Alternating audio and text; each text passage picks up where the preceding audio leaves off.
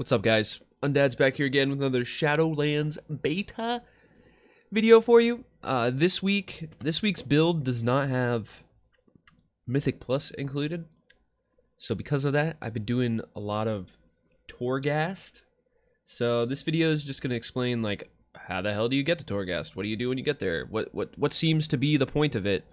And then like general thoughts on it. So first, how do you get there, man?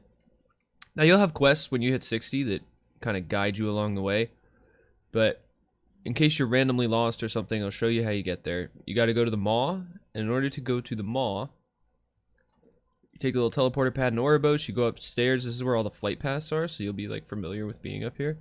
And then you just yeet yourself into the center. You fall down through this little work in progress thing. It doesn't really look like a work in progress. It looks like the X and the desaturation is like the only thing that's in progress. Everything about this looks fine, but then you land in the Maw. Hello, I'm in the Maw. Hello. You come down here. There's a little vendor guy. Gives you dailies. Those don't have to do with Torghast soap. Then you click on this thing and you go to Torghast. Now, I'm not sure what exactly the max group size is. I queued with 2 people yesterday, 2 total people, like me and 1 other, and that worked. I don't know what the max is. I'm sure they've said it, and I just haven't been paying attention because I've been like more interested in discovering stuff by myself. But that's that. This coffee's good this morning. Hell yeah. So now you enter Torghast. You'll have quests that show you all this stuff, but a lot of the times when I'm questing, especially on like a launch, and I'm trying to rush to get stuff done, I'm like not paying attention to what's going on. So you're in Torghast. If you turn straight around, you click on this, you can leave. If you hook a right real fast, this is where the rune carver is. This is the guy that's going to make your legendaries,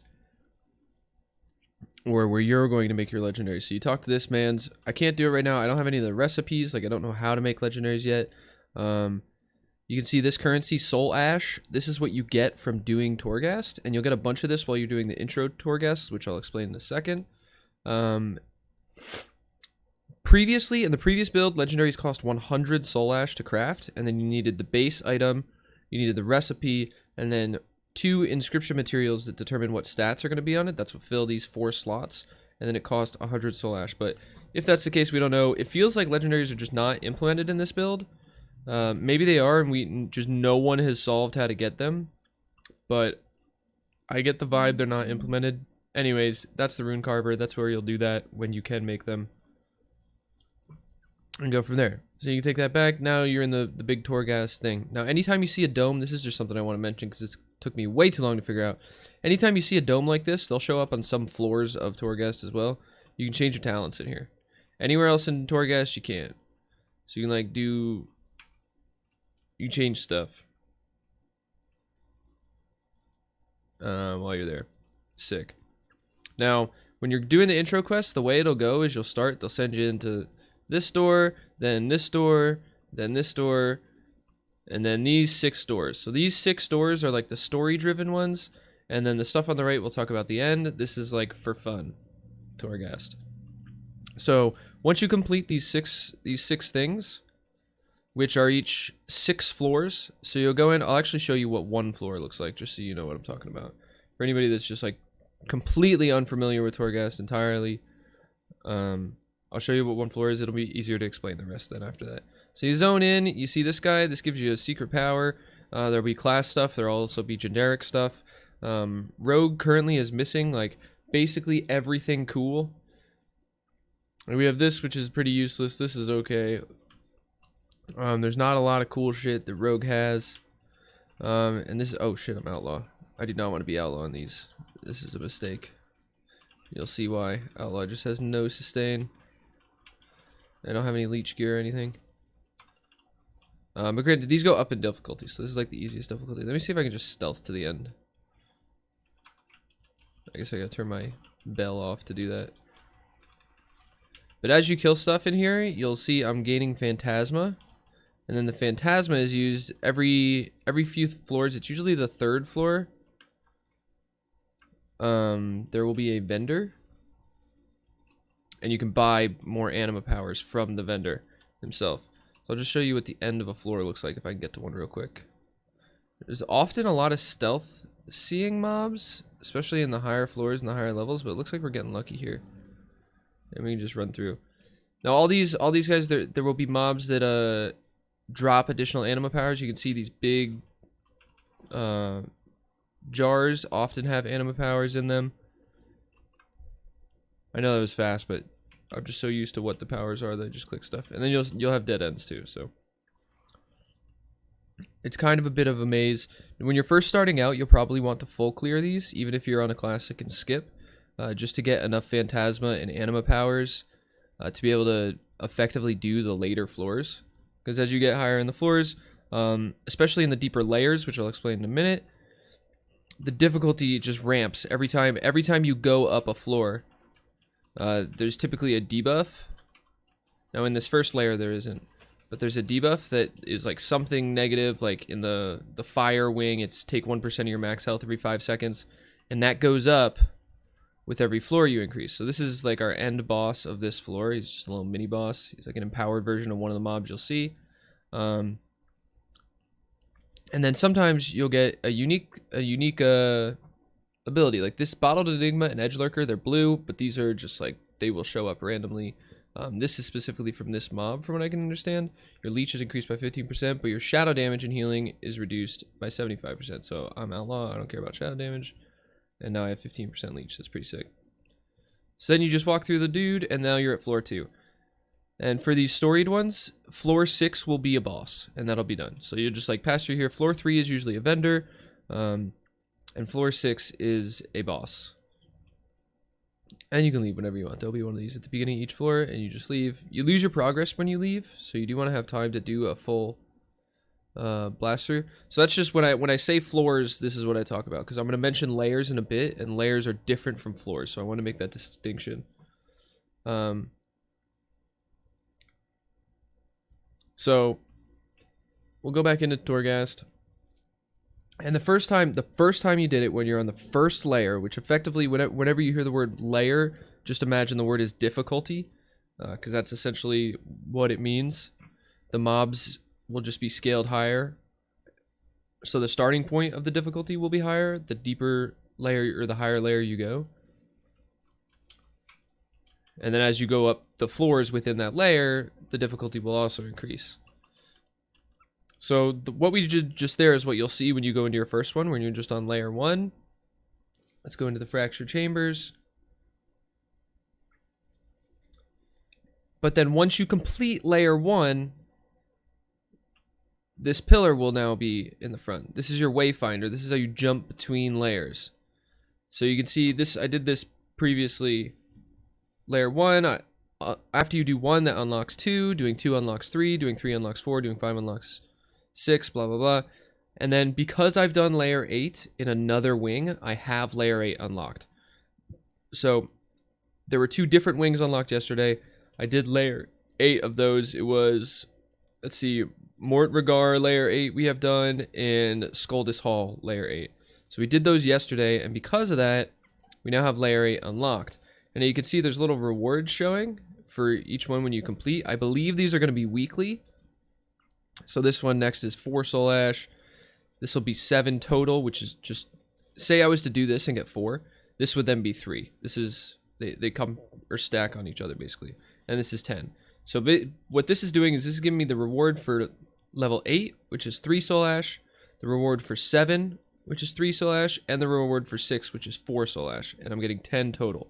So once you have all this unlocked, the way it'll work is weekly, you'll just do an 8 layer. Like you'll just go into the hardest difficulty and you'll skip all this other stuff. You won't have to do all this. And you'll do a layer 8. And then when you hit this, it opens a portal. You walk through the portal.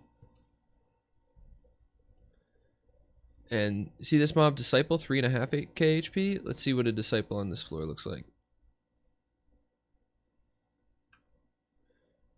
10.3 KHP. So we can see the difficulties increased by almost 3 times, going from layer 1 to layer 8. So this, they actually gets kind of sketchy. Like layer 8, I actually don't think I could do on Outlaw right now. But that's kind of, we'll save that for the end, my little rogue thoughts. And you go through that, and you play that, and you get your Soul Ash. Now, currently, 2 wings are open each day.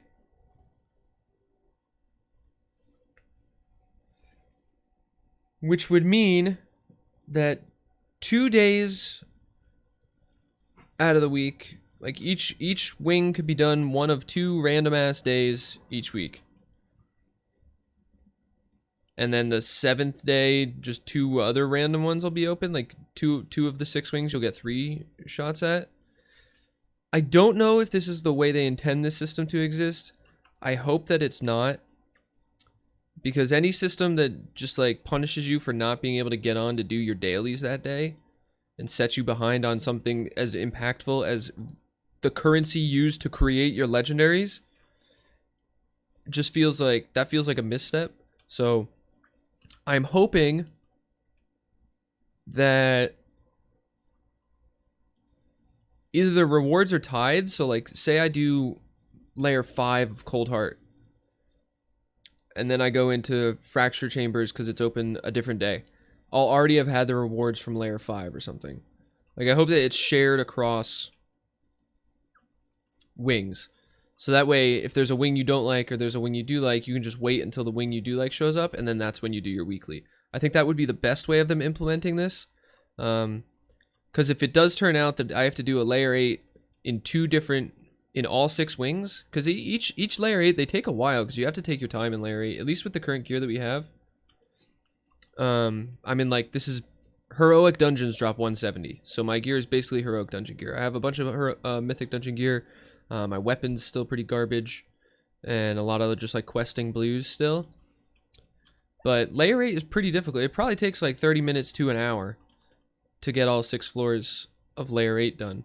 So if it turns out I have to do that 6 times each week, that's just 6 hours of weekly chores. That I really hope is not the case. Like week 1, week 2, week 3, it'll probably be fun. 1, because Mythic Plus isn't going to be out. The raid won't be out. All that nonsense. And we also won't be like jaded by it. You know what I mean? Like it'll still be fun to do. We won't outgear it. It'll be a fun, because genuinely Torghast has been fun this week. I'm more worried about the staying power of it staying fun for these weekly things. Now, in regards to it staying fun, they have a different mode, essentially, which is twisting corridors. So assuming this gets all fixed, those are my thoughts on that. I hope it's less. But then they have twisting corridors, which is what you saw in Alpha, I believe, or what's intended to be what you saw in Alpha, where players were pushing to like floor 70 or something.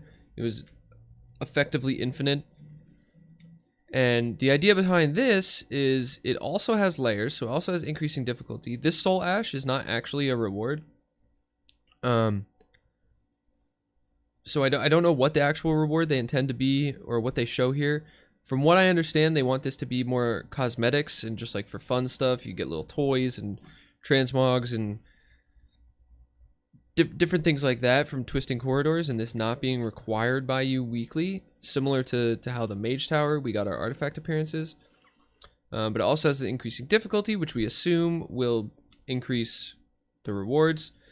Current state of this, it is 18 floors. So every twisted corridors run you do is 18 floors. Every 6th floor is considered a layer. Important to know. So when you're going to unlock these, like I've only done 2 runs, but I have floor 7 unlocked because the first run is 6 floors, 6 floors, 6 floors. So that means I did 1, 2, and 3, and then I had 4 unlocked. And then the next run I started at 4. I did 6 floors, 6 floors, 6 floors, and then I had 7 unlocked. And then I tested to be sure that I could go into 7, do the first 6 floors, and then leave, and then that unlocked 8 for me. I wanted to see if that was the way that worked. Whether that's intended or not, we'll see, but that's just something to know when you are first progging this, when this does go live. If it exists in the same way, that's a little trick you can do. This, I think, is cool. This will be just like for anybody that wants to do a roguelite. It actually seems like it's, like the content's fun enough. I think WoW's always struggled in, at least for players that only want to play one character. For people that want to play alts, it's a little different. But for players that only want to play one character, there's not a lot you can do that has any difficulty whatsoever, any challenge, any sort of like engaging like actual engaging content if you're by yourself. Like there's nothing, if you don't have friends around, like you're just on randomly, you woke up early, your friends aren't up, or you're up too late and your friends went to bed or whatever, but you still want to play, there's historically never been anything to do. Like you can go farm mats, go run some old raids. There's never been any good content. So I think this is a good addition in that perspective. I hope this stays fun. It's a little bit hard to tell with Rogue right now because Rogue's missing so many of our, like, Rogue is just not complete in here at all. Like, half of the powers are just not there. Basically, all the spec specifics don't exist. So there's powers that are shared between specs. Things like when you use a finisher, your next combo point deals double damage. Or after you Shadow Step or use Grappling Hook, your next finisher does 400% increased damage. Stuff like that is in because it's shared across all 3 specs, but the spec specifics are just not there, and we just get 3% stats instead. So I think this will get a lot more fun when Rogue functions in here, but for now it doesn't. And we'll see if this goes, like, I don't know if they've capped it at 18 floors for now, or if that's like their plan is to change this, move this away from infinite into 18 floors. I think the move to 18 floors is actually pretty good because so when you have it scale infinitely, you run into the issue of you just have stacked all these powers that you've found and there's 0 difficulty.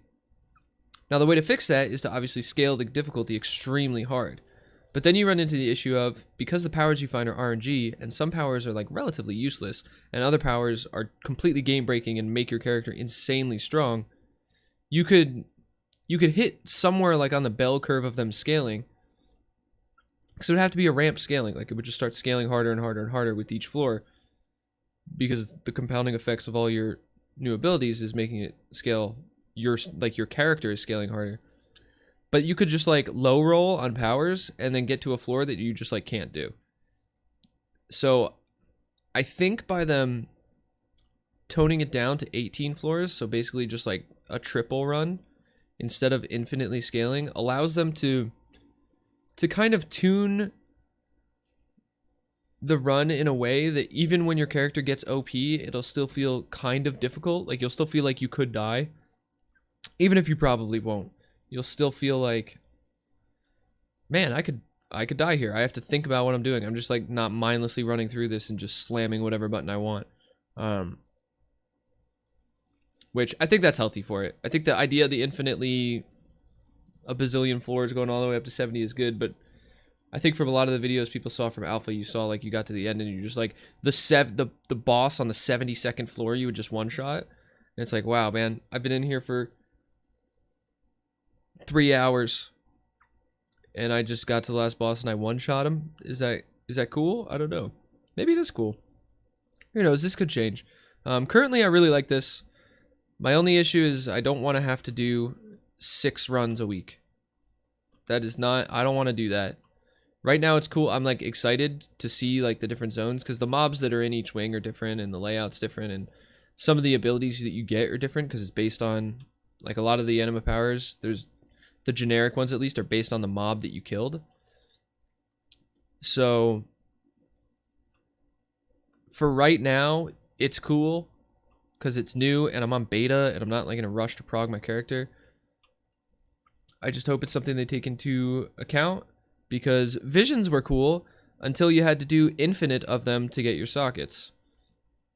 The idea of getting deterministic sockets was pretty cool until you had to do just menial content for it. So I'm holding out hope.